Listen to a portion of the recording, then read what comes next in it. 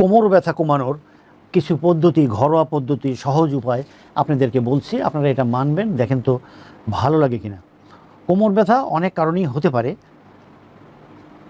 এবং এই কোমর ব্যথার চিকিৎসার জন্য কারণ বের করা উচিত। আপনি যখন ঘরে আছেন, বাসায় আছেন, কারণ বের করতে পারছেন না, বাট কিছু ঘরোয়া পদ্ধতি আপনাকে মানতে হবে। এই ঘরোয়া পদ্ধতি অনেক সময় কিছু হলেও উপশম করে। তবে ব্যথা যদি দীর্ঘস্থায়ী বা মারাত্মক হয় তাহলে একজন নিকটস্থ বিশেষজ্ঞ চিকিৎসকের পরামর্শ নেবেন। আমি আপনাদের জন্য কিছু ঘরোয়া পদ্ধতির কথা বলছি। ওকে, প্রথম হলো, যদি অল্প দিনের ব্যথা হয় তাহলে ঠান্ডা সেক, বেশি দিনের ব্যথা হলে গরম ভাপ দেবেন। ওকে, কতক্ষণ? কমপক্ষে 10 থেকে 12 মিনিট। এরপরে আপনি শোয়াতে যদি কষ্ট হয় তাহলে শোয়ার পদ্ধতি পরিবর্তন করবেন। যেভাবে শুলে কষ্ট হয় অন্যভাবে শুয়ে দেখেন কোনটাতে ভালো লাগে, যে পদ্ধতিতে শুলে ভালো লাগে ওটা করবেন। বসার অভ্যাসের জন্য অনেক সময় এই কোমর ব্যথা হয়। আমরা বলি, আপনি যখন বসবেন তখন 2 পায়ের গোড়ালি চেয়ারের ভিতরে ঢুকাই দেবেন। আপনার দুই হাঁটু হিপ জয়েন্ট থেকে নিচের দিকে থাকবে এবং আপনার কোমরটা হলো হবে, গর্ত হবে। আপনি এভাবে বসার চেষ্টা করেন। সঠিক বসার অভ্যাস আপনাকে অনেক উপকার দেবে। আর এখানে উপর হয়ে শুয়ে মাথা উঠানোর এক্সারসাইজ করবেন, স্ট্রেচিং করবেন। এরপরে আমরা বলি, ব্যাকের কিছু স্পেশাল স্ট্রেচিং আছে যেগুলো আপনি আমার ইউটিউব ভিডিও দেখে এগুলো করে নেবেন। কোমরের পেশিকে মজবুত করার জন্য স্ট্রেংথেনিং এবং ব্যায়াম অপরিহার্য, অবশ্যই করবেন। ওকে, এবং আমাদের ইউটিউব চ্যানেলটা আপনি দেখে নেবেন। আমরা কোমরে বলি, আপনার যদি কোমরে ব্যথা হয় তাহলে আমরা কি বলি? আমরা বলি উপর হয়ে শোয়ার পরে নারকেলের তেল, রসুনের লোশন তৈরি করে হালকা হালকা করে ডুলে নেবেন। এটা আমাদের ইউটিউব চ্যানেলে আছে, আবার প্রতিদিন আমরা দেখাই। আজকে অনেকবার দেখাইছি, আপনি এটা করবেন এবং 2 হাত মাথায় রেখে মাথা এবং কাঁধ উঠাবেন, হোল্ড করবেন কমপক্ষে 5 সেকেন্ড।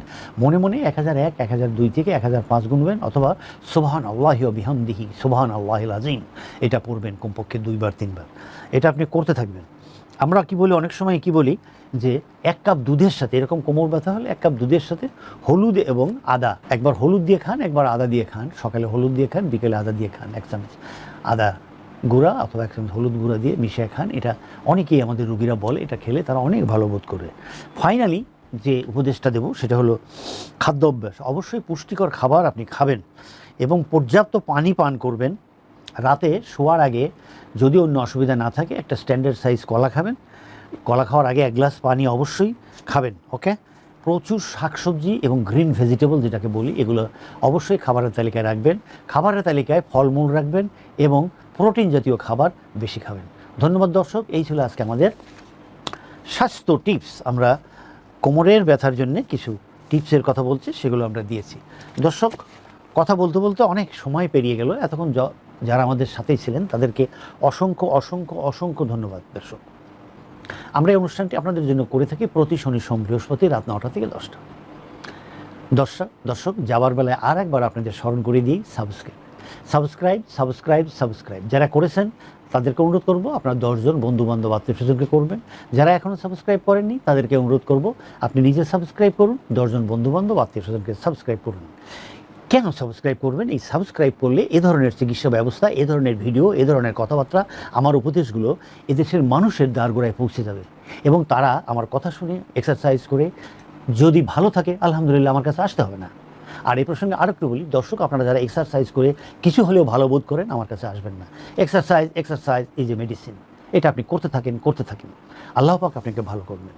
আর আমরা এই ভিডিওগুলো এদেশের মানুষের দ্বারগোড়ায় পৌঁছে দেবো। হেলদি বাংলাদেশ গড়ে তুলব। হেলদি বাংলাদেশ আমরা গড়ে তুলতে চাই। আল্লাহ পাক আমাদের সবাইকেই হেফাজত করুন। আসসালামু আলাইকুম।